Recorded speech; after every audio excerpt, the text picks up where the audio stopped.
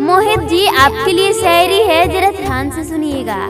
इस शायरी को सिर्फ आपके लिए अपने प्यारे हाथों से लिखी हूँ मोहित जी। तो चलिए शायरी को स्टार्ट करती हूँ। मोहित जी, जब भी आपकी गली से गुजरते हैं मोहित जी, जब भी आपकी गली से गुजरते हैं, मेरी आंखें एक दस्तक देती है। दुख ये नहीं कि आप अपना दरवाजा बंद कर लेते हैं, दुख ये नहीं कि आप अपना दरवाजा बंद कर लेते हैं, खुशी ये है कि आप मुझे पहचान लेते हैं।